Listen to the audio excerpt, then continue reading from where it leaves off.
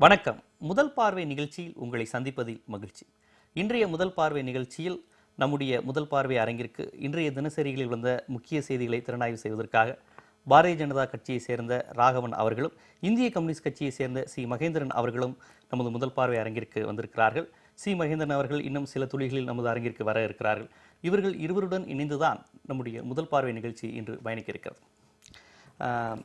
Sir வணக்கம். இன்னைக்கு அந்த பணப்புழக்கம் அப்படிங்கிற விஷயத்தை தவிர்த்துட்டு எந்த விவாதமும் திறனாய்வும் நடைபெறாத ஒரு சூழல் தான் இப்போ நாட்டில் நடைபெறும். அந்த வகையில் இன்றைக்கும் முதல் செய்தி உத்தரப்பிரதேசத்தில் பிரதமர் அவர்கள் பேசிய ஒரு விஷயம்தான். அதாவது கியூவில் வங்கி வாசலில் நிற்கிறாங்க, ஏடிஎம் வாசலில் நிற்கிறாங்க. இதை எதிர்க்கட்சிகள் மிகப்பெரிய குற்றச்சாட்டாக சொல்கிறாங்க. ஏன் 70 வருஷமாக நீங்கள்லாம் நீண்ட வரிசையில் நின்றது இல்லையா அப்படின்னு அவர் ரேஷன் கடையில் நின்றுருக்கீங்க. வேறு அடிப்படை பொருட்கள் தேவைக்காக நீங்கள் எப்போவுமே இந்தியா மாதிரி நாடுகளில் நீண்ட வரிசையில் மக்கள் நிற்கிறது தானே அப்படிங்கிறத ஒப்பீடு செஞ்சு இனிமேல் நீங்கள் வங்கி வாசலில் நிற்கிறது தான் கடைசி, இனிமேல் நீங்கள் கியூவே இந்தியாவில் இருக்காதுன்னு பேசியிருக்கிறாரு. இதை எப்படி நம்ம புரிஞ்சுக்கிறது? அதாவது ஏன் மக்கள் இப்போ கஷ்டப்படுறாங்கன்னா 70 வருஷமாக இதெல்லாம் இருந்தது தானே, ஏதோ புதுசாக நீங்கள் பேசுகிறீங்க அப்படிங்கிற மாதிரி பேசுவது எப்படி நம்ம புரிஞ்சுக்கிறது? அப்படி சொல்லலை. அதாவது இந்த 70 ஆண்டு காலமாக மக்கள் எதற்கெடுத்தாலுமே அத்தியாவசிய பொருட்களை வாங்க வேண்டும் என்பதற்கு கூட கியூவில் நிற்கிற அவலங்களை பார்த்துட்ருக்கோம். இதை மாற்ற வேண்டும் என்ற ஒரு எண்ணத்தினால தான் இந்த மாதிரி நடவடிக்கைகளை பிரதமர் செய்திருக்கிறார்னு அவர் குறிப்பிட்டு சொல்கிறாரு. இந்த விமர்சனங்கள்லாம் இன்னைக்கு ஏதோ சாமானிய மக்களை கியூவில் நிற்க வச்சுட்டாரு பிரைம் மினிஸ்டர் அப்படின்னு சொல்லும் பொழுது அதற்கு மேற்கோள் காட்டி பேசுகிறார்.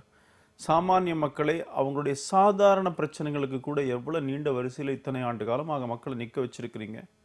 ஸோ அதற்கு ஒரு முற்றுப்புள்ளி ஏற்படுத்தணுங்கிறதுனால இதுதான் கடைசியான கியூ அவங்களுடைய பார்க்க போறது. அவங்க பணத்தை கொண்டு வேற ஒரு பொருளை வாங்குவதற்காக நிற்பதுக்கும் போட்ட பணத்தை எடுப்பதற்காக நிற்பதற்கும் பெரிய வித்தியாசம் இருக்கு. அப்படி இல்லைங்க. நானே சொல்றேன், நான் பொருளை வாங்குவதற்கு என்னுடைய பணத்தை கொடுத்து வாங்கும்போது கூட கியூல தான் நிற்கிறோம். அது ரேஷன் கடையா இருந்தாலும் எங்க இருந்தாலும். ஸோ இந்த நிலைங்கிறது உண்மைதானே.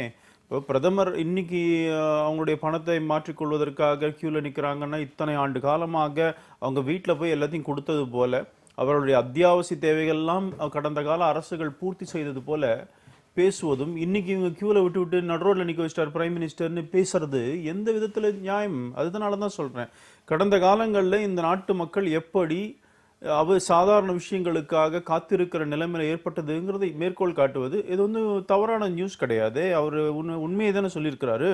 அதனால் அப்படிப்பட்டவர்கள் இன்றைக்கு இதை விமர்சனம் செய்யும் பொழுது நிச்சயமா கடந்த கால 70 ஆண்டு காலங்கள் நீ ஏன் இப்படி மக்களை செஞ்சீங்கிறதுக்கு அவங்களும் பதில் சொல்லணும்ல. இன்னைக்கு கேள்வி கேட்கிற அரசியல்வாதிகள், எதிர்கட்சிகள் இதற்கும் பதில் சொல்லணும்ல. அதைத்தான் பிரதமர் சொல்லியிருக்கிறாரு. யதார்த்தமான உண்மையும் கூட. காஷ்மீர்ல இருந்து நம்ம கன்னியாகுமரி வரைக்கும் அதை பார்த்துட்டு இருக்கிறோம். அது உண்மையும் கூட தானே, அது இல்லைன்னு மறுக்க முடியுமா? ஜனசங்கம் ஒரு அங்கமா இருந்த ஆட்சியும் அதில் அடக்கம், வாஜ்பாய் அவர்களுடைய ஆட்சியும் அதில் அடக்கம் தானே. ஐயா 70 ஆண்டு காலம் என்று சொன்னால் இல்லை. நீங்க இன்னும் 2.5 வருஷம் மோடி அரசாங்கத்தை கூட எடுத்துக்கோங்க. இப்ப என்ன நான் என்ன சொல்றேன், இந்த நாட்டில் எப்படி நடந்திருக்கிறது அந்த நிலைமை மாற்றுவதற்காக எந்த மாற்றங்களுமே வரும்பொழுது சில எதிர்ப்புகள் இருக்கத்தான் இருக்கும்.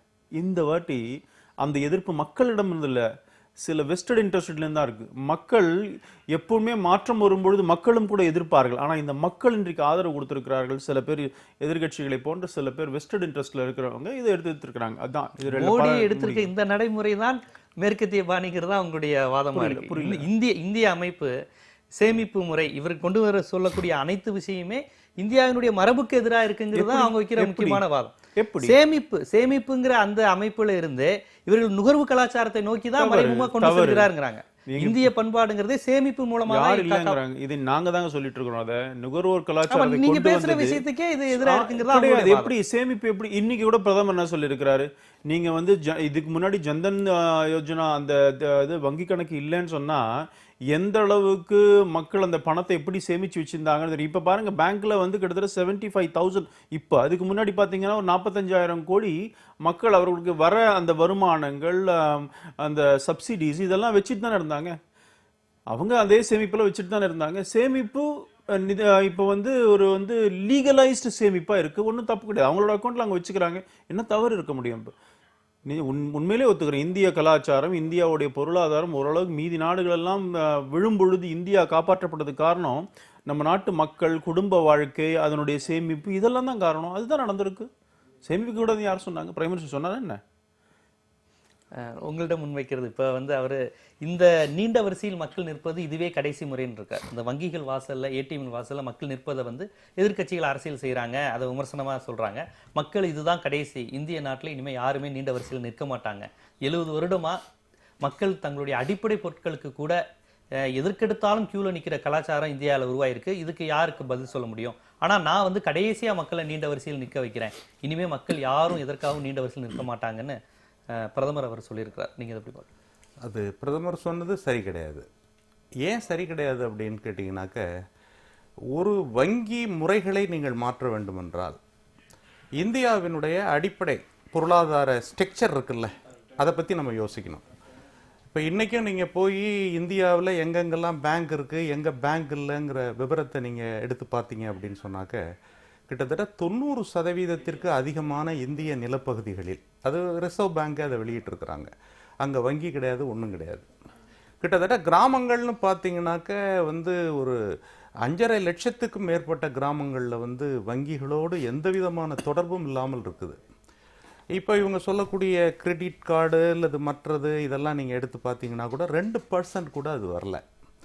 ஆனால் இவ்வாறான ஒரு எந்த விதமான முன் ஏற்பாடும் முன் தயாரிப்பும் இல்லாமல், இப்போ ஸ்வீடனில் வந்து 100% இருக்காங்கன்னாக்க அவங்க 25 ஆண்டுகளுக்கு முன்பே அதை பற்றிய எல்லா விஷயங்களையும் தெளிவுபடுத்தி கொண்டு வர்றாங்க.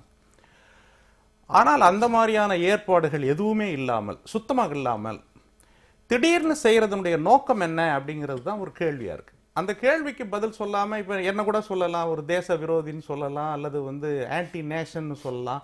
இதெல்லாம் ஸ்டாம்பிங், ஒரு முத்திரை குத்தி நிராகரிப்பது.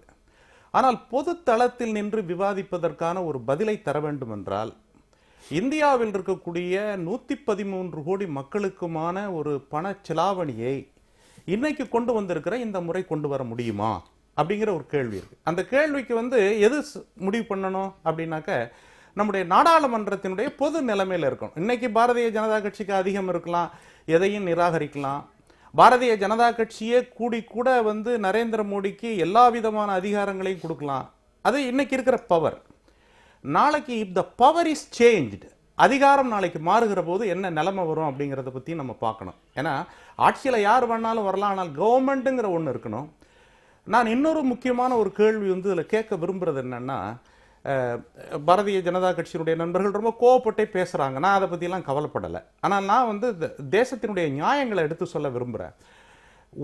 ஒரு எல்லாத்த விட ரொம்ப முக்கியமானதும் மேலானதும் எது என்றால், சட்டத்தை மதிக்கக்கூடிய ஒரு குணம்.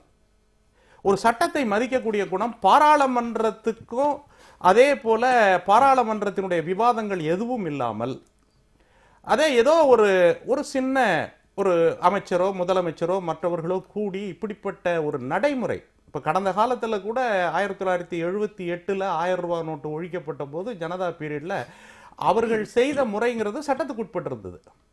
ஆனால் இது எதில் வருது அப்படின்னு கேட்டிங்கனாக்க, இது கம்ப்ளீட்டாக வந்து என்னை பொறுத்தவரை இது வந்து ஒரு கார்ப்பரேட் கம்பெனிகளுடைய மேலாதிக்கத்தில், எல்லாமே கார்ப்பரேட் கம்பெனி தான். இப்போ இவங்க வைக்கக்கூடிய முக்கியமான விவாதம் என்ன அப்படின்னாக்க, கருப்பு பணத்தை ஒழிக்கிறேங்கிறத வச்சுக்கோங்களேன். இன்னைக்கு ரிசர்வ் பேங்க் ஆஃப் இந்தியாவினுடைய அறிக்கைகள் அல்லது எல்லா அறிக்கைகளையும் எடுத்து பார்த்தீங்கன்னாக்க, இந்த கேஷ்லெஸ் டிரான்சாக்ஷன்ங்கிறாங்கல்ல, இந்த பணம் நேரடியாக பட்டுவாடா, அதில் இருக்கிற கருப்பு பணம் மற்றது வெறும் 6% தான். பாராளுமன்றத்தில் இது சொல்லியிருக்கோம், எந்த மறுப்பும் கிடையாது. ஆனால் 94% எப்படி இருக்கு அப்படின்னு கேட்டீங்கன்னாக்க, எல்லாம் இல்லீகல் பெனாமிஸ். பேங்க்ல நீங்க பாத்தீங்கன்னா வரதா சொல்றாங்களே, அடுத்தது அது வர்றதுங்கிறத பத்தி பாத்தீங்கன்னாக்க, இப்ப அவங்க கை வைக்க வேண்டிய இடம் எங்க கை வைக்கணும் அப்படின்னு கேட்டீங்கன்னா, நான் இப்போ ஓப்பனா கேட்கறேன். இந்த ராம்தேவ்ங்கிறவரு ஒரு சாமியார், அவர் பெரிய பிசினஸ் ஸ்டார்ட் பண்றாரு. நம்ம ஊர்ல இருக்கிற 5 ரூபா 10 ரூபா வச்சிருக்கவன்ட்ட வந்து 500 ரூபா 1000 ரூபா வச்சிருக்கவன்ட்ட போய் நீங்க அந்த பணம் கருப்பு பணமா வெள்ளை பணமா அப்படின்னு பாக்குறீங்களே, ராம்தேவை பற்றி என்ன கொஸ்டின் இருக்கு? எந்த கொஸ்டின் கிடையாது.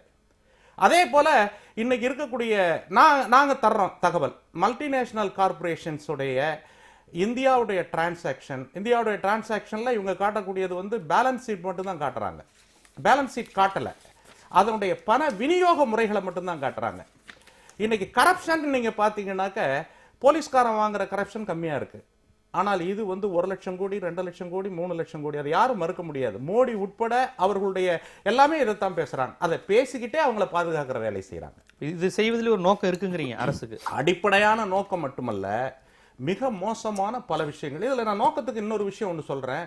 இப்போ வந்து எலெக்ஷன் ரிலேட்டடில் அசாம் எலெக்ஷன், அந்த அசாம் எலெக்ஷனில் டீ எஸ்டேட்டில் வேலை செய்கிறாங்க பாருங்க, அந்த டீ எஸ்டேட்டுக்கு மட்டும் இந்த பணப்பட்டுவாடா மகாராஷ்டிரால சினிமா கட்டணத்துக்கு கொடுத்துருக்காங்க, சினிமாவுக்கு கொடுத்துருக்குறாங்க, அசாமில் கொடுத்துருக்குறாங்க. ஆனால் இந்தியா முழுக்களும் இருக்கக்கூடிய தோட்ட தொழிலாளர்கள் எல்லாருக்குமே இந்த கஷ்டம் இருக்கு. ஆனால் அசாமில் மட்டும் அதை ஏன் பண்ணியிருக்காங்க? எலெக்ஷன். அதே போல உத்தரப்பிரதேசத்தினுடைய ஹோல் எபிசோடு, அது ரொம்ப லாங் எபிசோடு, அது எல்லாத்தையும் எடுத்து பாருங்க. அதெல்லாமே சேர்ந்து இப்படிதான் இருக்கு. வேணா என்னுடைய நண்பர்கள், என்னுடைய பாரதிய ஜனதா கட்சியினுடைய நண்பர்கள், நாங்கள்லாம் தேச துரோகிகள் அல்லது வேற ஏதாவது வேணா ஸ்டாம்பை குத்திட்டு போகலாம், அதை பத்தி கவலை கிடையாது. ஆனால் நான் இன்னொரு கேள்வியும் கேட்கிறேன். இந்தியாவில் இருக்கக்கூடிய இதுவரை இருக்கக்கூடிய மோடி இருக்கார் ரைட்டு, ஆனால் இந்தியாவில் கஸ்டம்ஸ் இருக்கு, இந்தியாவில் வருமான வரித்துறை இருக்கு, கோடிக்கணக்கான ரூபாய் சம்பளம் வச்சிருக்காங்க. 1950வது ஆண்டுகள்ல இருந்து அவங்களுடைய கிரெடென்ஷியல் ரிப்போர்ட் இருக்கு. பாரதிய ஜனதா கட்சியும் ஆட்சியில் இருந்திருக்கு, ஜனசங்கம் உடைய கோலியேஷன்ல இருக்கக்கூடிய ஜனதாவும் ஆட்சியில் இருந்திருக்கு, அதே போல காங்கிரஸும் ஆட்சியில் இருந்திருக்கு, இல்லை நம்ம மறுக்கல. ஆனால் அந்த துறையெல்லாம் இதுவரைக்கும் என்ன பண்ணிட்டு இருந்தது? இவ்வளவு பெரிய துறைகள், இவ்வளவு பெரிய டிபார்ட்மெண்ட், அதெல்லாம் என்ன பண்ணிட்டு இருந்தது? திடீர்னு ஒரு நாள் ஒரு மாய அவதாரம் எடுத்து மோடி தான் இதெல்லாத்தையும் ஒழிச்சிட்டாரு அப்படின்னு சொல்றதுங்கிறது இருக்கு பாருங்க. அது எப்படி ஒரு பணமில்லா பரிவர்த்தனைங்கிறத நீங்க ஏற்றுக்கொள்கிறீங்க? அப்படி ஒரு முறை வருவது ஆரோக்கியம் பாக்குறீங்க. பணமில்லா பரிவர்த்தனைங்கிறது இருக்கு பாருங்களேன், அது ஒரு ப்ராசஸ். இந்தியா போன்ற நாடுகள்ல அது வந்து எடுத்தோம் கவிழ்த்தோம் என்று செய்ய முடியாது. நம்ம ஆடிட்டர் குருமூர்த்தி கூட இந்திய பொருளாதார சேமிப்பை பத்தி நிறைய சொல்லியிருக்காரு, அது எப்படி இருக்கு அப்படின்ட்டு. இந்திய பொருளாதார சேமிப்பினுடைய சிஸ்டமே வேறதான். அதுல பெரிய கருப்பு பணம் அதெல்லாம் உழைப்பு சார்ந்தது. நான் என்ன பொறுத்த வரைக்கும் உழைப்பு சார்ந்த பணம் எது, உழைப்பு சாராத பணம் எது? ரியல் எஸ்டேட்ல இப்ப கோடிக்கணக்கான ரூபாய்கள் ஏற்பட்டிருக்கிற பெனாமி இருக்கு பாருங்க, அதான் ஒரு பெரிய ஏரியா. இப்ப அவங்க ஆப்ரேட் பண்ணோம்னா அந்த இடத்துல தான் ஆப்ரேட் பண்ணணும். ஏழை எளியவனை ரோட்ல போட்டு அழிச்சிட்டு அதுக்கு பிற்பாடு நான் வந்து ரொம்ப வசதியா இருக்கவங்கலாம் நாளைக்கு நாளன்னைக்கு அடுத்த நாள் 5 வருஷம் கழிச்சு பாக்குறேன் அப்படின்னாக்க அது எப்படி சரியா இருக்க முடியும்? முன் தயாரிப்பு ஆயத்தம் எதுவுமே இல்லாம அவர் சொல்ற அந்த குற்றச்சாட்டுகளுக்கு நீங்க சொல்லுங்க. ஆனா ஃபர்ஸ்ட் ஏன் இப்படி ஒரு விஷயத்த நவம்பர் 8ஆம் தேதி இரவு 8 மணிக்கு அறிவிக்கக்கூடிய விஷயமா அது? எந்த ஆயத்தங்களும் இல்ல, இப்போ வரையும் நோட்டுகள் வரல, 5 ரூபா நோட்டு வருது, 50 ரூபா நோட்டு வருதுன்னு இப்போ வரையும் சொல்லிக்கிட்டு இருக்க ஒரு செய்தியை தான் பாக்குறோம். ஏன் அதை கூட அவங்க முன்கூட்டியே செய்யல அப்படிங்கிற அண்ணன் சொன்ன சில விஷயங்களுக்கு நான் பதில் சொல்லிடுறேன். அதாவது பாராளுமன்றத்தில் இதை பற்றி விவாதிக்கவில்லை அப்படிலாம் பேசுறாரு. சட்டத்துக்கு புறம்பான ஒரு முடிவுங்கிற மாதிரி சொல்லும் பொழுது ஆர்பிஐயில் செக்ஷன் 26 சொல்லுது. என்ன சொல்லுதுன்னா, அதுக்கு வந்து எப்படி வந்து இந்த ஒரு பணத்தை இந்த மாதிரி டிமானிட்டைஸ் பண்ணும்போது அதுக்கூட நடைமுறைகள் என்னன்னு அதில் சொல்லப்பட்டிருக்கிறது. சென்ட்ரல் போர்டுனா ரிசர்வ் பேங்கோட சென்ட்ரல் போர்டு இருக்குது, இவங்களாம் இருப்பாங்க டைரக்டர்ஸ், அவங்க அந்த இடத்துல முடிவு பண்ணிட்டு அரசாங்கம் அதை இம்ப்ளிமெண்ட் செய்யலாம். இது செக்ஷன் 26ல சொல்லியிருக்கு. அரசு வந்து சட்டத்துக்கு புறம்பாக எதுவுமே செய்யலை. நாடாளுமன்றத்தில் விவாதம் தேவையில்லைங்கிறீங்க, இல்லாமலே பண்ணலாம், இது தேவையில்லை. Section 26 of reserve bank act, கொஞ்சம் நீங்கள் ரிசர்வ் பேங்க் ஆஃப் இந்தியா ஆக்டை பார்த்தீங்கனாலே நீங்களே புரிஞ்சிக்க முடியும் ஒரு விஷயம். இன்னொன்று பொறுத்த வரைக்கும் இது யூபி எலெக்ஷன், அஸ்ஸாம் எலெக்ஷன் முடிஞ்சு பாரதிய ஜனதா கட்சி ஆட்சிக்கு பெரும்பான்மை வந்து இப்போ ஆட்சியில் இருக்கும். இப்போ அஸ்ஸாம் எலெக்ஷன்லாம் முடிஞ்சு போச்சு.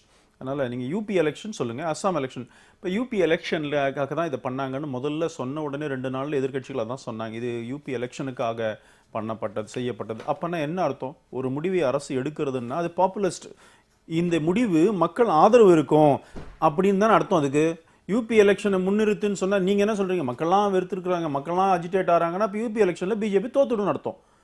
ஆனால் நீங்கள் என்ன சொல்கிறீங்க? யூபி எலெக்ஷனுக்காக இந்த முடிவுன்னு சொன்னால் யூபி எலெக்ஷனில் மக்கள் இந்த முடிவை ஆதரிப்பார்கள்ன்றது தானே அர்த்தம். அதானே இன்ஃபர் பண்ணிக்க முடியும் உங்களுடைய இதை பொறுத்து. ஸோ மக்கள் ஆதரவு இருக்குன்னு அர்த்தம், நீங்களே அட்மிட் பண்ணிக்கிறீங்க அதில். இன்னொன்று, நீங்கள் சொன்ன மாதிரி இது வந்து ஏற்பாடுகள்லாம் அப்படி பண்ண முடியுமா அப்படிலாம் கேட்குறீங்க. எல்லாத்தையும் விஷயத்தையும் சொல்லி சார் அடுத்த வாரம் நாங்கள் இதெல்லாம் பண்ண போகிறோம் அப்படின்னு சொன்னால் எத்தனை பேர் மாற்றிடுவாங்க சார்? இப்போவே ஜன்தன் அக்கௌண்ட்ல பணத்தையாவது ஏற்பாடு பண்ணி வச்சிருக்கலாம். இப்போ வரையும் 500 நோட்டு இன்னைக்கு வரைக்கும் சென்னையில் 100 பேர்கிட்ட கூட இருக்காது. 2 பாயிண்ட் சொல்கிறேன். இந்தியாவில் தோராயமாக 14.5 லட்சம் கோடி 500 ஆயிரம். நீங்கள் என்ன நினைக்கிறீங்க? மீண்டும் அரசாங்கம் 14.5 லட்சம் கோடி அடிக்கும்னு நினைக்கிறீங்களா? ரிசர்வ் பேங்க் அடிக்கும்னு நினைக்கிறீங்களா? ஃப்ளோ இங்கே எல்லாருக்கும் மக்களுக்கு அதில் பேங்க்கில் கொடுப்பாங்கன்னு நினைக்கிறீங்களா? கேஷ்லெஸ் டிரான்சாக்ஷன் எப்போ அரசாங்கம் முடிவு பண்ணுதோ, ரிசர்வ் பேங்க் முடிவு பண்ணுதோ, திருப்பி மீண்டும் 16 லட்சம் கோடிலாம் அடிக்க மாட்டாங்க. அடிச்சு அப்புறம் அது எப்படி கேஷ்லெஸ் எக்கானமியாக மாறும்? அது மீண்டும் அதே கருப்பு பணம் அப்படி தான் இருக்கும். எது தேவையோ குறைந்த அளவில் பணம் இல்லாத ஒரு பொருளாதாரத்தை நோக்கி நாடு செல்ல வேண்டும் என்று சொல்லும் பொழுது மீண்டும் அதே 17 லட்சம் கோடி பணத்தெல்லாம் அரசாங்கமோ ரிசர்வ் பேங்கோ அடிக்க வாய்ப்பு கிடையாது. அப்போ நீங்க கார்டை பயன்படுத்தணும்னு சொல்றீங்க. எப்படி பண்ண முடியும்? இந்தியாவில் பல மலைவாழ் மக்கள் இருக்கிறாங்க, அந்த பக்கம் எல்லாமே இல்லையோ, ஏத்துக்கிறேன். ஆனால் எப்படி மொபைல் ஃபோன் வந்தது? மொபைல் அந்த புரட்சி வரும் பொழுது முதல்ல சாதாரணமா இருந்தது. நான் போட்டிருக்கிறேன். மொபைல் போன் வந்து பொழுது என்னுடைய கார்டுக்கு அவுட் கோயிங்க்கு 10 ரூபாய். செல்போன் பேசலனா யாரும் செத்துற மாட்டாங்க. இது செல்போன் பேசலனா சோறு கிடைக்காம. ஆனா இது ரொம்ப பேசிக் நீடான விஷயம் பணம்ங்கிறது. S, agreed. ஒரு விஷயத்தை புரிஞ்சுக்கோங்க. எது நீங்க நினைக்கிற விஷயம் நீங்க எப்படி மாறும் அப்படின்னு சொன்னா, செல்போன் புரட்சி என்பது இன்னைக்கு வெறும் 2 இயர்ஸ் கிட்டத்தட்ட பார்த்தா இன்னைக்கு கிட்டத்தட்ட 80 crore மொபைல் போன்ஸ் இருக்கு இல்ல? அந்த மொபைல் போன் தான் இப்ப எந்த மக்களுக்கு அது ரீச் ஆயிடுச்சோ, நீங்க டெக்னாலஜி ரீச் ஆகலன்னு சொன்னீங்க, டெக்னாலஜி ரீச் ஆயிடுச்சு. 80 கோடி மக்கள்கிட்ட செல்போன் இருக்கு. அந்த செல்போனை பயன்படுத்த போறாங்க. இப்ப பயன்படுத்துறது சொல்லி கொடுக்க போறாங்க. டெக்னாலஜி தெரியாதவர்களுக்கு ரொம்ப தேவையான இது பணம்ங்கிறது. இப்ப டெக்னாலஜிங்கிறது என்னதான் இருந்தாலும் கொஞ்சம் ஒரு கூடுதலான விஷயமா தான் பாக்குறோம். நாம மக்கள் எதை வைத்துக்கொண்டு அந்த பண பரிவர்த்தனை செய்ய போறாங்கன்னா, POS மிஷின் வச்சு இல்ல, they can do it with their smartphone. இப்ப கையில வச்சிருக்காங்க பாருங்க. இந்த டெக்னாலஜி, போன் டெக்னாலஜி 10 வருஷத்துக்கு முன்னாடி போயிடுச்சு. அண்ணா சொன்னாங்க, நீங்க ஸ்வீடன் ரெஃபர் பண்ணீங்க. 25 வருஷத்துக்கு முன்னாடி ஸ்வீடன் போயிடுச்சு. ஆமா, 10 வருஷத்துக்கு முன்னாடியே இந்தியாவில் எல்லாத்தையும் செல்போன் வந்துருச்சு. அந்த செல்போன் எந்த பொருளை வைத்துக்கொண்டு ஆப்ரேட் பண்ணமோ அந்த பொருள் 10 வருஷமா அவங்க கையில இருக்கு. அது எப்படி ஆப்ரேட் பண்ணணும்னு தெரியுது. இப்ப இதுல சில மாற்றம் சொல்லி கூட சில பேருக்கு தெரியாதுன்னு இருக்கலாம். நம்ம எப்படி அந்த ஓட்டிங் மிஷின் கொண்டு வந்தோம்? ஓட்டிங் மிஷின் நம்ம நாட்டில் எல்லாருமே இப்போ இதை தான் எவ்வளோ பெரிய வளர்ந்த நாடுகள் கூட பேப்பர் பேலட் தான் வச்சுக்கிறாங்க. நம்ம ஓட்டிங் மிஷின் கொண்டு வரல, புதுசாக மக்களுக்கு பிரபலப்படுத்தல. இன்ஃபேக்ட் அது புதுசாக இம்ப்ளிமெண்ட் பண்ணோம். இது பழசா 10 வருஷமா இருக்கு. செல்போன், ஸ்மார்ட் போன் 10 வருஷமா இருக்கு. அதை இப்போ பயன்படுத்த போறாங்க. இது வரைக்கும் அதை பயன்படுத்தல, இப்போ பயன்படுத்த போறாங்க.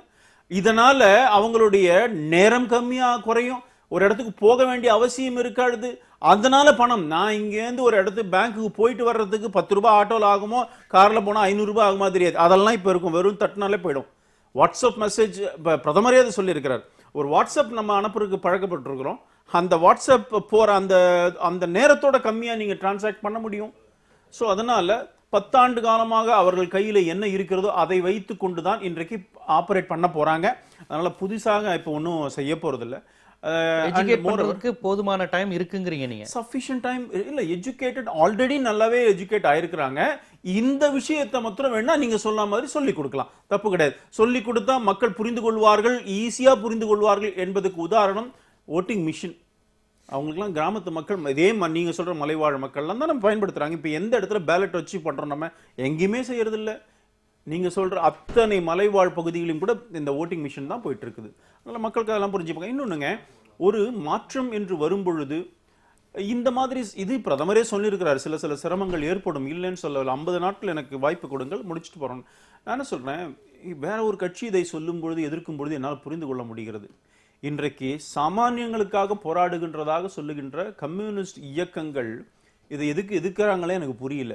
இன்னைக்கு கூட பிரதமர் சொல்லியிருக்காரு, உங்களோட ஜன்தன் அக்கௌண்ட்ல அவங்க அவங்களுடைய மானியத்துக்காக பேங்க் அக்கௌண்ட் ஓபன் பண்ணா அது 2 லட்சம் போய் விழுதுன்னா, இந்த சாமானிய மக்களை எவ்வளவு கருப்பு பண முதலாளிகள் எக்ஸ்ப்ளாய்ட் பண்ண வராங்க, அதை நாம எதிர்க்கணும் இல்ல?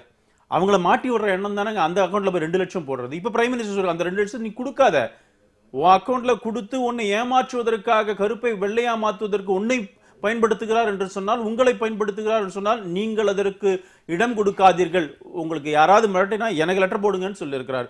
அந்த சாமானியனுக்காக பேசுகின்ற பிரதமருடைய இந்த நடவடிக்கையை சாமானியர்களுக்காக தங்களுடைய வாழ்நாள் முழுவதும் அர்ப்பணித்ததாக சொல்லிக் கொண்டிருக்கிற நீங்கள் ஆதரிக்கணுமா வேண்டாமா?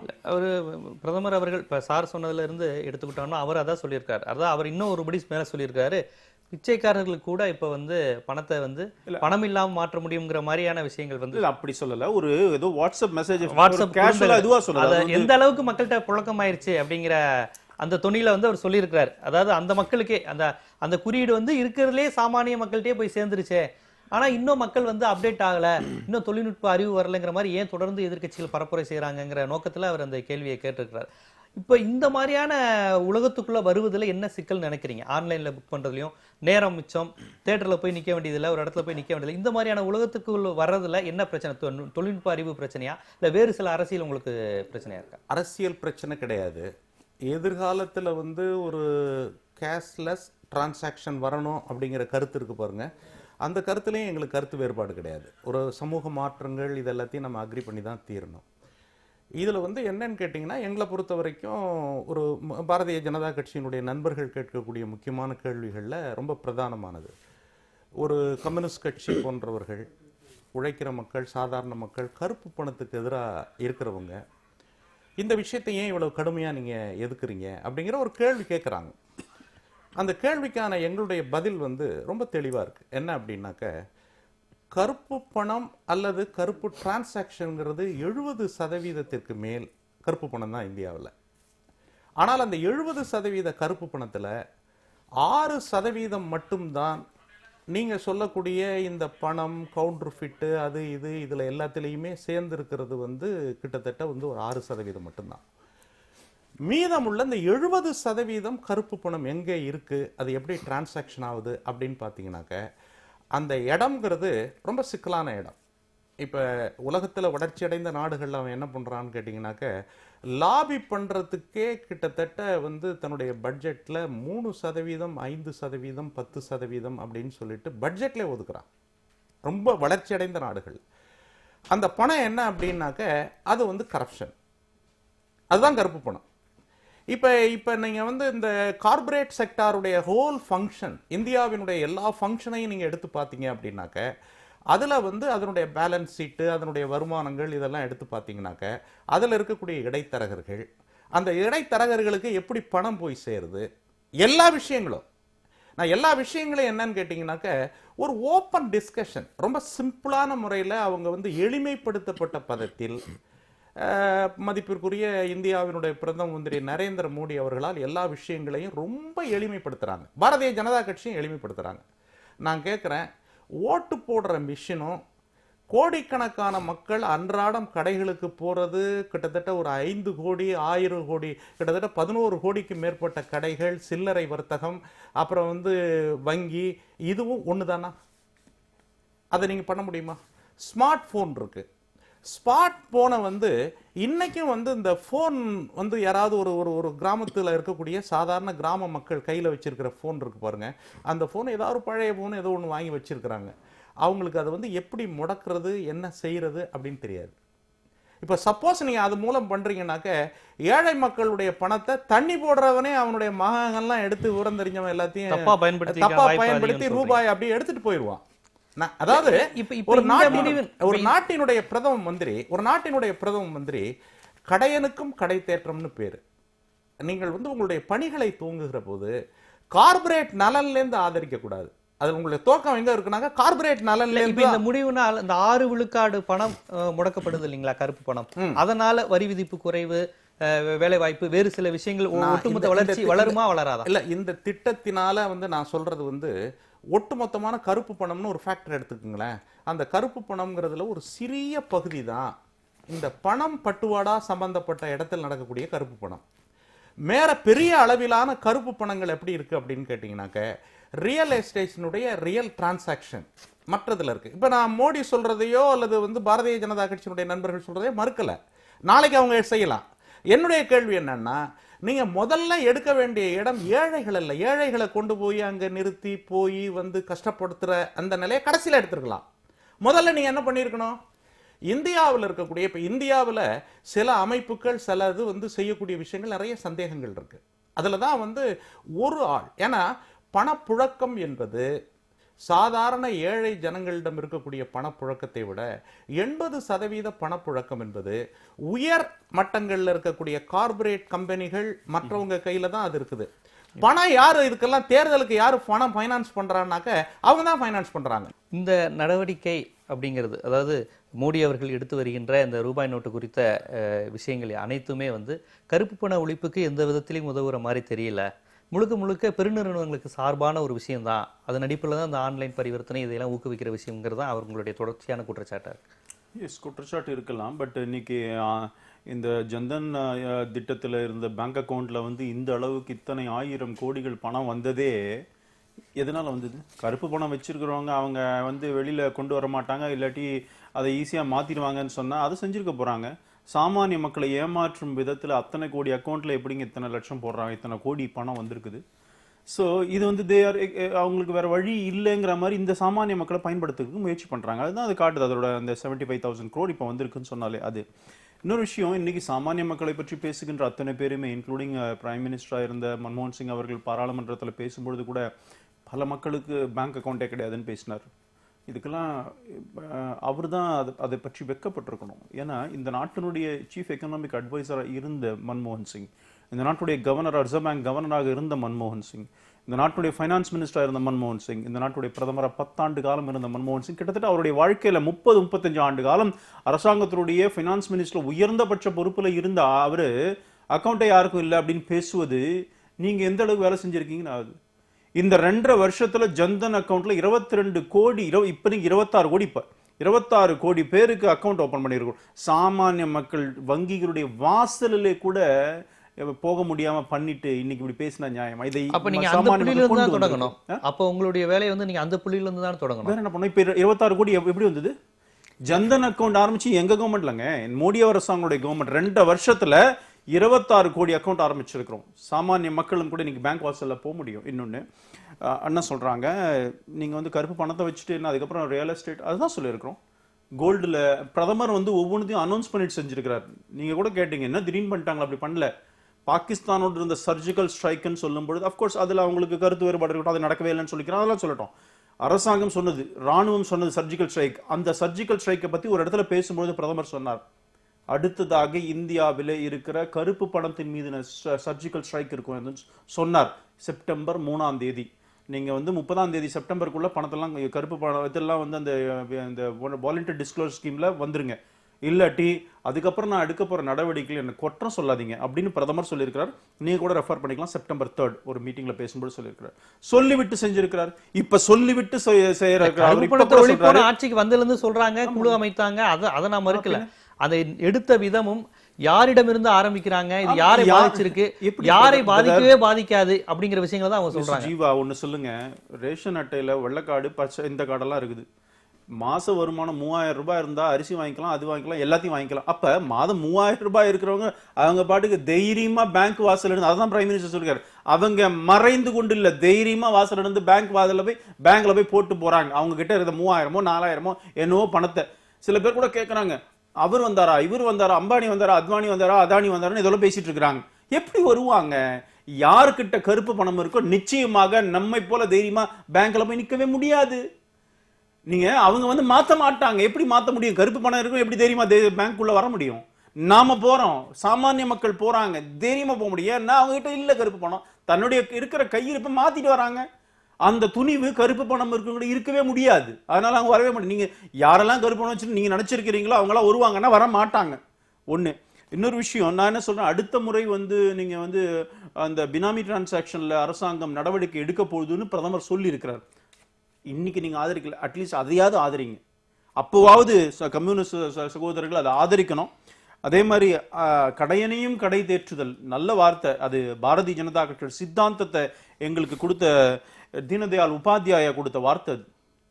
அந்த கடையனையும் கடை தேர்த்துகள் என்று சொல்ற அந்தோதியா டால்ஸ்டாயுடைய கருத்து அது. கொஞ்சம் அதையும் படிங்க. தீனதயாள் உபாத்யாயா மட்டும் படிக்காதீங்க, வேற எதுவும் படிங்க. டால்ஸ்டாய் அவர்கள் தமிழ்நாட்டை காந்தி தான் ஃபர்ஸ்ட் வந்து இங்க பாப்புலர் பண்ணார். வார்த்தையில தமிழ்நாட்டை பொறுத்தவரை காமராஜர் பயன்படுத்தின வார்த்தைன்னு ஒரு நிமிஷம், அந்த வார்த்தையை வாஜ்பாய் கவர்மெண்ட்லயே அந்தியோதயா அன்ன யோஜனான்னு ஒரு திட்டத்தை கொண்டு வந்தோம். அந்தியோதயாங்கிறது இதுதான், கடையனையும் கடை தேற்றுதல். இந்த வார்த்தை தீனதயாள் உபாத்யாயா எங்களுக்கு கொடுத்த ஏகாத்ம மாணவ தர்சனத்துல சொன்ன எங்களுடைய கொள்கை அது. அதனால எங்களுடைய கொள்கை அதுல தான் இப்ப நிறைவேற்றி கொண்டிருக்கிறோம். அதனால அடுத்த முறையாவது இந்த பினாமி டிரான்சாக்ஷன்ல நடவடிக்கை எடுக்கும்பொழுது அதுலயும் கூட இவர் அவரை விட்டாரு இவரை விட்டாரு பேசாம உண்மையிலே இந்த நாட்டிற்காக நல்ல விஷயம் செய்யணும்னு சொன்னா எதிர்க்கட்சியா இருந்தா எல்லாத்தையும் எதிர்க்கணும், ஆதரிக்கலாம். இல்ல இதுல வந்து கார்ப்பரேட்டுகளுக்கு மிகப்பெரிய ஒரு ஆதாயம் எப்படின்னு சொல்லணும். நான் என்ன சொல்றேன், பாபா ராம்தேவா யாரா இருந்தாங்க போன்ற பல்வேறு விஷயங்கள் வந்ததுல சீன முதலீடுகள் இருந்து பல்வேறு முதலீடுகளை வந்து உள்ள கொண்டு வரதுக்கான வாய்ப்பு இருக்கு. மிஸ்டர் ஜீவா ஒண்ணு புரிஞ்சுக்கோங்க. இப்ப அந்த பக்கத்துல என்னது நோக்கியா ஆலையை மூடிட்டாங்க அப்படின்னு நோக்கியாவில் வரி ஏய்ப்பு பண்ணா, அதனால மூடிட்டாங்கன்னு காங்கிரஸும் சொல்றாங்க.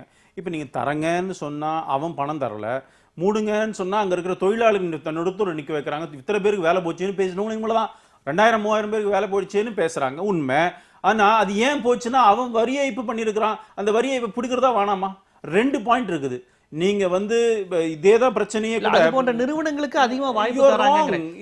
இந்த பண பரிவர்த்தனை மூலமாக வார்த்தை அந்த பெருநிறுவனங்களுக்கு எப்படின்னு அதிக அளவுல சொல்லணும். வரும். You should too. அந்நிய முதலீடுகள் வரும். இப்ப சீனா வந்து ஆபத்தா இருக்குன்னு சொல்ற நேரத்துல சீன முதலீடு அதிகமா இருக்கக்கூடிய நிறுவனங்களா வருவதற்கு வாய்ப்பு இருக்குன்னு போட்டுருக்காங்க. ஜீவா ஒண்ணு புரிஞ்சுக்கோங்க, FDIங்கிறது சைனாலயும் உண்டு, எல்லா ஊர்லயும் உண்டு, இங்கேயும் உண்டு. சைனா இங்க இருந்து இன்வெஸ்ட் இறையாண்மை துளியளவும் பாதிக்காது. அதனால இறையாண்மை ப்ளீஸ் அண்டர்ஸ்டாண்ட். நீங்க FDI per se is not illegal. எல்லா நாடுகளும் FDI, அமெரிக்காவும் FDI இன்வைட் பண்றாங்க, சைனா அதிகமா இன்வைட் பண்றாங்க FDI. அந்த அமெரிக்கா கம்பெனிலாம் நிறைய இருக்கு சைனால. அவங்கலாம் அந்த இறையாண்மை இல்ல அத மறுத்து பேசல. இருங்க. ஒரு கொஞ்சம் பெரிய please allow லெவல்ல me. சந்தையை ஓபன் Please பண்ற allow மாதிரி me, please allow me. அதுக்கு சில ரெஸ்ட்ரிக்ஷன்ஸ் உண்டு. நாம கூட பிஜேபி கவர்மெண்ட் வந்தவொடனே நாங்க வந்து 75% டிஃபென்ஸ் எக்யூப்மெண்ட்ஸ்ல FDI சொல்லும்போது இந்திய பாதுகாப்பு இறையாண்மை போகாதான்னு நியாயமான கேள்வி.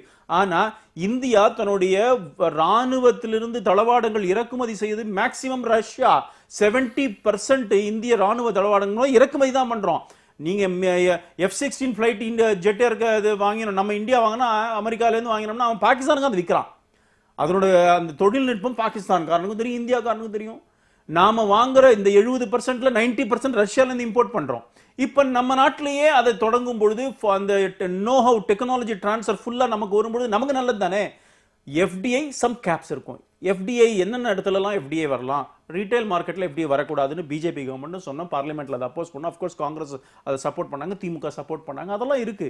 எந்தெந்த இடத்துல எது தேவையோ அதற்கு ஏத்த அந்த கேப்போட இருக்கும், அந்த ரெஸ்ட்ரிக்ஷனோட இருக்கணும். இதுதான் சொல்றமே தவிர per se FDI is not illegal. அது எல்லா உலக நாடுகளும் செய்யற வேலை தான் அது. ஆனால் இன்னைக்கு இருக்கிற எந்த பொருளாதாரத்தில் வேர்ல்ட் ஓவர் எந்த பொருளாதாரம் வரும்போது எல்லா நாடுகளும் அதை செஞ்சுட்டு இருக்க விஷயம். இப்போ நீங்கள் வந்து இன்னைக்கு யூஸ் பண்ணுறாங்க. பாரதிய ஜனதா கட்சியை நீங்கள் மதவாதம்னு சொல்ல ஆரம்பிச்சிங்க. இப்போ வந்து கார்பரேட் முதலாளிகளுக்காகன்றீங்க. நீங்கள் எந்த கார்பரேட் முதலாளின்னு சொல்கிறீங்களோ அந்த கார்பரேட் அது விஜய் மல்லையாவாக இருந்தால் கூட நீங்கள் ஒரு 10 நாளைக்கு முன்னாடி இது வந்து என்ஃபோர்ஸ்மெண்ட் டைரக்டரோட அவங்களோட ட்வீட்லையும் இதுலையும் போய் பாருங்கள், அவங்களோட வெப்சைட்டில் போய் பாருங்கள். 9600 கோடி இது பண்ணியிருக்கு, முடக்கி இருக்குது. நீங்கள் இந்த இதில் ரிலையன்ஸோட அந்த எண்ணெய் எடுக்கிற விஷயத்தில் 10,000 கோடி ரிலையன்ஸுக்கு ஃபைன் போட்டிருக்குது. நீங்கள் இவ்வளோ சொன்னாலும் கூட மக்கள்கிட்ட ரீச் ஆகாது இல்லை.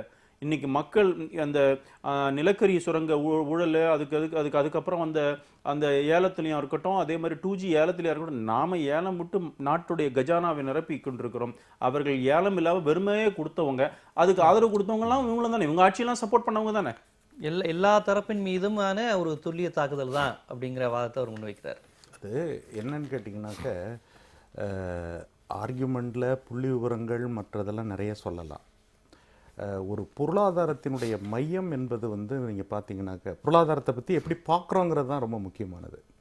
பொருளாதாரத்தை எப்படி பார்க்க வேண்டும் என்று சொன்னால் அதனுடைய பயன்பாடு என்பது ஒரு கடைக்கோடி மக்களுக்கும் எப்படி போய் கிடைக்குதுங்கிறது தான். இப்போ உதாரணமாக வந்து இந்தியாவினுடைய அரசியலமைப்பு சட்டம் வந்து என்ன சொல்லுதுனாக்க it is a welfare nation. America அப்படி கிடையாது. நான் என்ன சொல்கிறேன், பாரதிய ஜனதா கட்சியோ மற்றவங்களோ அது வெல்ஃபேர் நேஷனுங்கிற வார்த்தையை எடுத்துட்டு நீங்கள் அந்த சீர்திருத்தங்களை ஆரம்பிக்கலாம். ஏன்னா சீர்திருத்தம் என்பது கீழே உள்ள மக்களுக்கு தான் சீர்திருத்தம், மேலே உள்ளவனுக்கு கிடையாது அப்படிங்கிற ஒரு கண்ணோட்டங்கிறது ஒரு தேவையில்லாத கண்ணோட்டம்.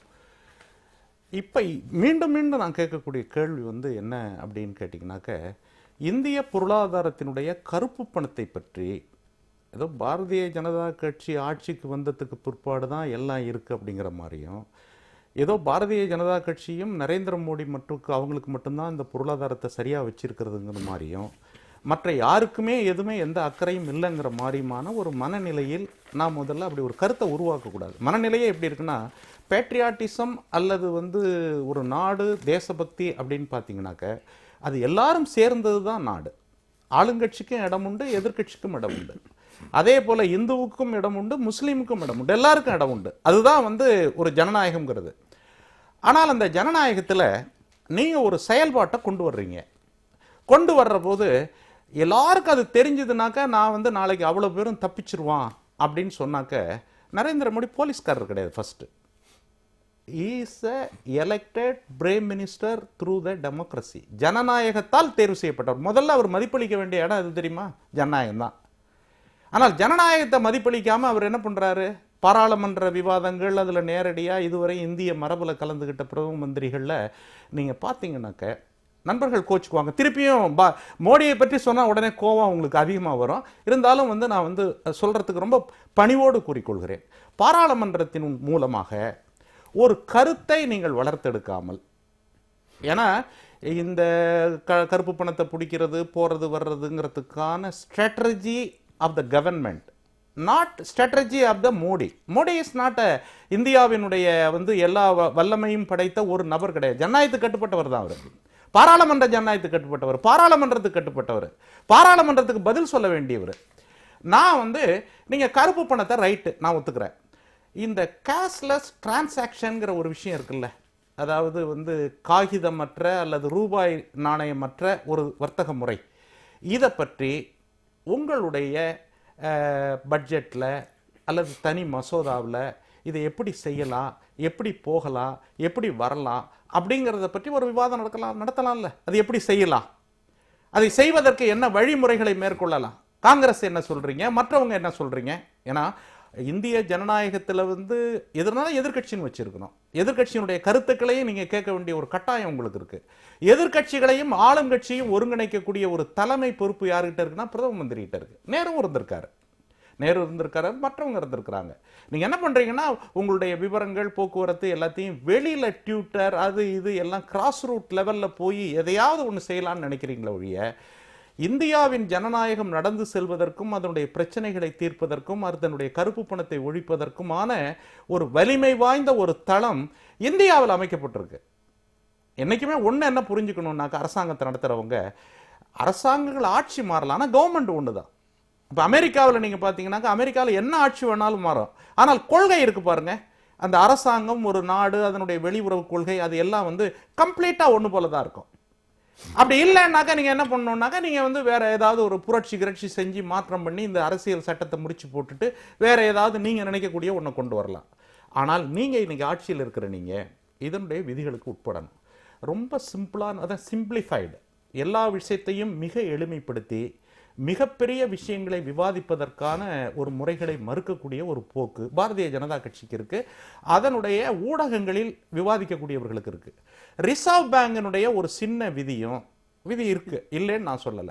பாராளுமன்றத்தில் ஒரு விதி இருக்க, பாராளுமன்றம் என்பது இதெல்லாத்தை விட பெருசு இல்லையா? பாராளுமன்றத்துக்கு ஒரு நடைமுறை இருக்க. நீங்க விதியின்படி செயல்பட்டது தப்பான விஷயம் நீங்க சொல்றீங்களா? கட்டாயம் என்னன்னு கேட்டீங்கன்னா, நீங்க ஸ்ட்ராட்டஜில பணத்தை எவன்கிட்ட போய் பிடிக்கிறீங்க போறது வர்றதுங்கிறதெல்லாம் உங்களுடைய என்ஃபோர்ஸ்மெண்ட் மற்றது அவர்கள் பண்ணணும். இல்ல என்ஃபோர்ஸ்மெண்ட்டுக்கே தெரிஞ்சிட்டா கூட அவன் எல்லாத்தையும் காட்டி கொடுத்துருவான் அப்படின்னு சொன்னாக்க you are not believing your own government, your own government people. Modi யாரையும் நம்பலையாப்ப, இவ்வளவு பெரிய பல்லாயிரக்கணக்கான அதிகாரிகள். உங்களுடைய எதிர்பார்ப்பு இப்ப அவர் என்ன சொல்றாரு, நான் சட்டத்தின் துணை கொண்டுதான் செஞ்சேன், விதி இல்லாம நானா அதாவது சட்டம்ங்கிறது ரிசர்வ் பேங்கினுடைய ஒரு விதி. இந்தியாவினுடைய சட்டங்கள் ஒவ்வொன்றுக்கும் ஒரு வழி சொல்லுது. இப்போ ஒரு நெருக்கடியான ஒரு நேரத்தில் ஒரு லைன் ரிசர்வ் பேங்கினுடைய விதியில இந்த மாதிரி சில நேரங்களில் நெருக்கடியில் சொல்லலாம்னு வருதுன்னு வச்சு, நெருக்கடி நிலையின் போதுதான், அதாவது ரொம்ப ரொம்ப ரொம்ப நெருக்கடியான பீரியட்ல ரிசர்வ் பேங்கினுடைய கருத்துக்கள், ரிசர்வ் பேங்கினுடைய கொள்கை இருக்கு பாருங்க. ரிசர்வ் பேங்க் மானிட்டரி மேனேஜ்மெண்ட்டுங்கிற ஒரு பாயிண்டோட தான் அது நிக்குது. அதோடைய வேலை என்னன்னு கேட்டீங்கன்னாக்க, இன்னைக்கு பொருளாதாரத்தில் ஒரு நெருக்கடி வருதுன்னு வச்சுக்கலாம், அந்த நெருக்கடியை தீர்ப்பதற்கான சில கைட்லைன்ஸ் வச்சிருக்கிறாங்க. ஆனால் பாராளுமன்ற முறை என்பது நீங்க ரூபாயையோ கொஞ்சம் பொறுமையா இருங்களேன். நீங்க பேசும்போது ஏதாவது பேசணும் அப்படின்னு அப்ப என்ன விஷயம், அதுதான் நான் பெரும்பகுதி பாரதிய ஜனதா கட்சி நண்பர்கள் விவாதத்தை பெரும்பகுதி தவிர்க்கிறதுக்கு முயற்சி பண்றது காரணம் என்னன்னு கேட்டீங்கன்னாக்க, அவங்க கருத்துக்களை நான் நிதானமா கேட்டேன், ஒரு கருத்து கூட விடாம உங்களுக்கு இருந்தா சொல்லுங்க, சும்மா நான்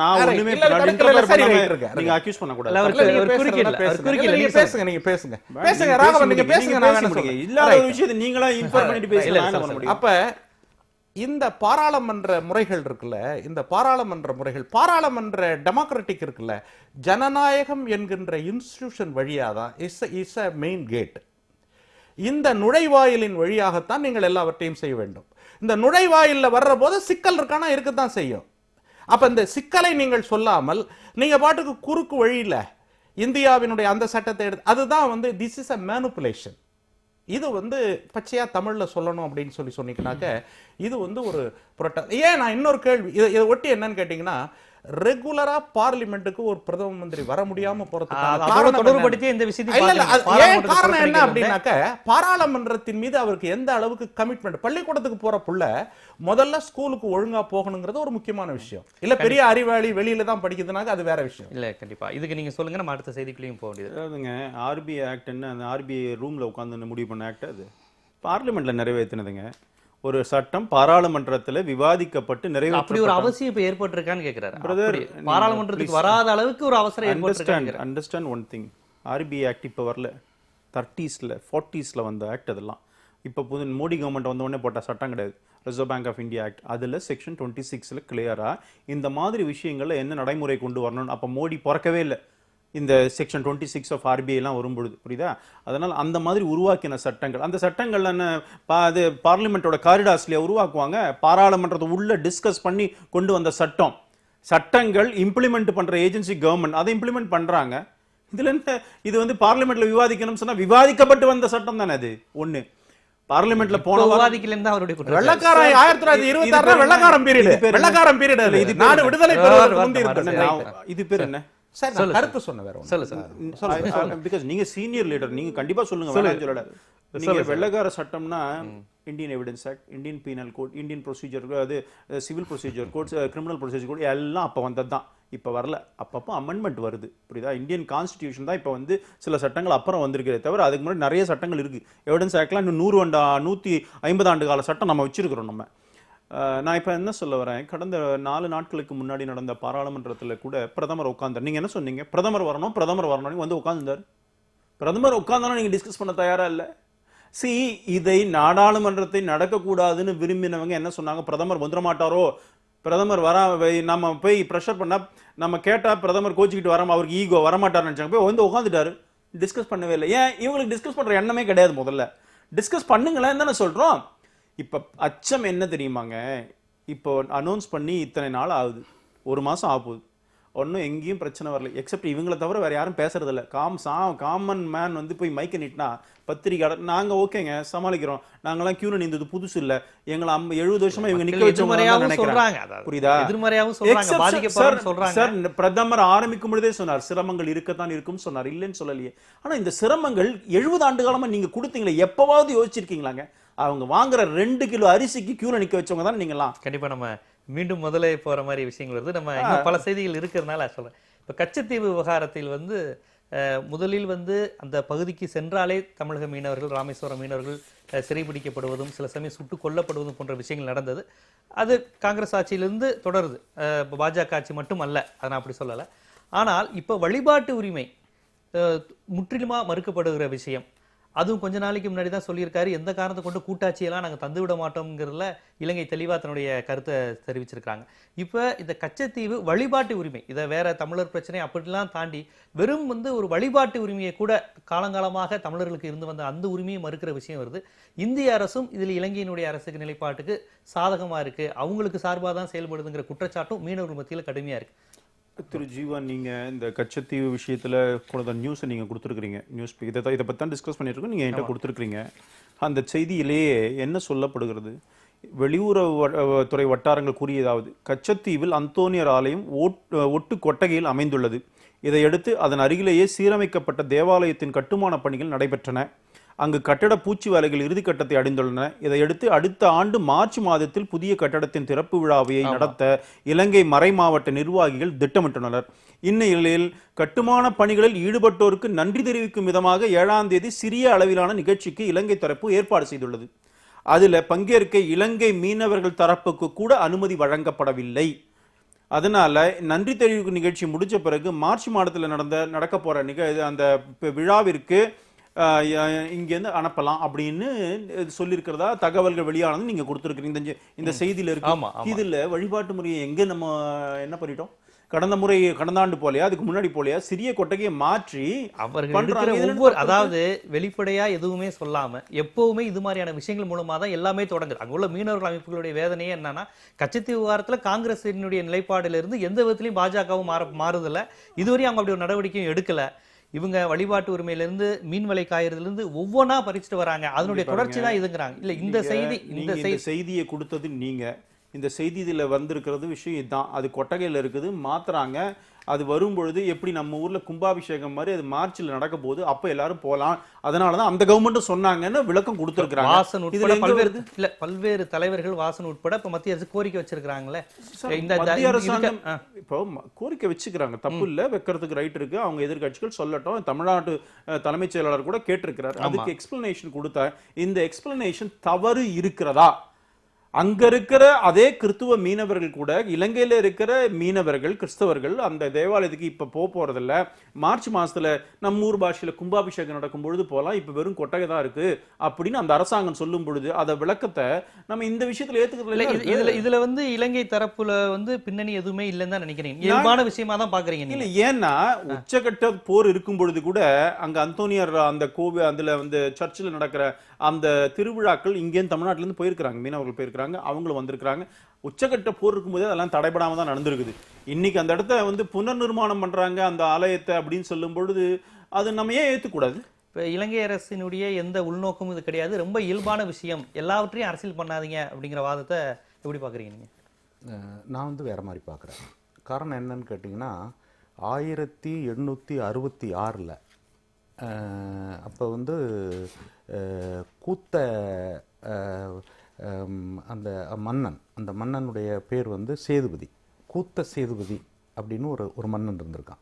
அவன் இருக்கும்போது வந்து பிரிட்டிஷ் ரெக்கார்டே என்ன சொல்லுது அப்படின்னாக்க, ராமநாதபுரம் கடற்கரை, அதை ஒட்டிய 12 தீவுகள் இதெல்லாம் வந்து அந்த மன்னனுக்கு சொந்தமானது அப்படின்ற ரெக்கார்டு இருக்குது. இந்த ரெக்கார்டு வந்து இருக்கிறது மட்டுமல்ல, அதுக்கு பிற்பாடு இந்த அந்தோணியார் கோயில் சொல்கிறீங்க பாருங்கள், அந்த அந்தோணியார் கோயிலையே சீனி படையாச்சி அப்படின்னு சொல்லக்கூடிய ராமநாதபுரத்தை சார்ந்த ஒரு கிறிஸ்துவர், அவர் வந்து ஒரு படையாச்சின்ற இதிலிருந்து வந்து கிறிஸ்துவராக மாறியிருக்கார். அவருடைய சொந்த செலவில் கட்டப்பட்ட ஆலயம் அது. அதுக்கான ரெக்கார்டு, போக்குவரத்து இதெல்லாம் க்ளீனாக இருக்குது. 1974 இந்திரா காந்தி பீரியடில் தான் அதை கொடுத்தாங்க. 74-72 ஒப்பந்தங்கள். அதில் அந்த 74 தான் கரெக்டாக கொடுக்கப்பட்டது. அப்போ வந்து கம்யூனிஸ்ட் கட்சியெல்லாம் கூட நெருக்கமாக இருந்தாலும் நாங்கள் கடுமையாக கண்டனம் செய்து மிக பெரிய அளவில் ஒரு போராட்டமெல்லாம் நடத்தி அது இந்தியாவோட தான் சேர்க்கணும் அப்படின்னு சொல்லி நாம் இது பண்ணோம். இதில் இருக்கிற மெயின் டிஸ்பியூட் என்ன அப்படின்னாக்க, ஒரு நல்லெண்ண அடிப்படையில் அது வந்து நம்ம 2 நாட்டினுடைய மீனவர்கள், அதை 10 வருஷம் வந்து அந்த வலைகளை அங்கே வளர்த்தலாம், தமிழ்நாட்டு மீனவர்கள் போகலாம். இதில் என்னன்னாக்க டிஸ்டன்ஸ்னு பார்த்தீங்கன்னாக்க, உலக அளவிலேயே எந்த நாடுகளை நீங்கள் எடுத்துட்டாலும் எந்த நாட்டினுடைய கடற்கரைக்கு அருகில் எந்த தீவு இருந்தாலும் அந்த தீவுக்கு தான் அது சொந்தம். ஆனால் ராமநாதபுரத்துக்கு ரொம்ப அருகாமையில் ராமநாதபுரத்தினுடைய கடற்கரை தீவு தமிழர்களுக்கு சொந்தம்ங்கிற வாதத்தை நீங்க முன்வைக்கிறீங்க. அதற்கு வழக்கு தமிழக அரசு இப்போ 74-75 இருந்தே வழக்கு போட்டது இருக்கு. அதிமுக அரசு, திமுக அரசு, திக எல்லாமே ஆதரிச்சிருக்காங்க. ஜனசங்கம் கூட அதுக்கு ஆரம்பத்துல வழக்கு போட்டது. இப்போ அவர்கள் சொல்வது இலங்கை அரசு என்ன சொல்ல வர்றேன்னாக்க, அது ஒரு டிஸ்பியூட்டட் ஏரியா. அப்ப நம்மளை பொறுத்த வரைக்கும் அவங்க வந்து நம்ம நாட்டினுடைய மீனவர்கள் போய் வலையை காய வைக்கிறதுக்கு, நம்ம ஆட்கள் போய் அங்கே வந்து சாமி கும்பிடுறதுக்கு, நம்ம அதை வழிபடுறதுக்கு, தேவாலயங்களுக்கு சென்று வழிபடுவதற்கு எல்லா உரிமைகளையும் கொண்ட ஒரு இடத்துல இப்போ தமிழ்நாட்டுக்காரவங்க வரக்கூடாது அப்படிங்கிறதுக்கான ஒரு நடைமுறையைத்தான் இலங்கை அரசு செய்யுது. அதில் சொல்கிறாங்க இப்போ வந்து வரும்போது இருக்கலான்னு. இப்போ வந்து மறை மாவட்டம், யாழ்ப்பாணம் மறை மாவட்டம் வந்து அதை நடத்துகிறாங்க அப்படின்னாக்கா அவங்க வர்றாங்கன்னு தானே அர்த்தம். அது வந்து நடத்துகிறவங்க யாருனாக்கா யாழ்ப்பாணம் மறை மாவட்டம். அந்த மறை மாவட்டம் தான் அதை வந்து இலங்கை மீனவர்களே நாங்கள் அனுமதிக்கல அப்படிங்கிற இளைஞர் மீனவர்கள் வேற அதை நடத்துகிற உரிமைங்கிறது வந்து யாழ்ப்பாண மறை மாவட்டத்துக்கு அப்படிங்கிறது அவங்க வந்து கிட்டத்தட்ட அதை எடுத்து மறைமுகமாக அது தமிழர்கள் எடுத்துக்கிறாங்க. அவங்க என்ன பண்றாங்கன்னாக்கா, அதுதான் இலங்கையினுடைய ரொம்ப புத்திசாலித்தனம் என்னன்னா, இந்திரா காந்தி காலத்திலையும் இந்திரா காந்திக்கு ஒரு நெருக்கடி இருந்தது. 72லேருந்து 74 வரைக்கும் நீங்க சொன்ன அந்த காலங்கள்ல ஒரு நெருக்கடி இருந்தது. அந்த நெருக்கடியில அந்த அம்மா வந்து அதை வந்து விட்டு கொடுத்துட்டாங்க. விட்டு கொடுத்தது தவறு என்பதுதான் இந்திய கம்யூனிஸ்ட் கட்சியினுடைய நிலைப்பாடு.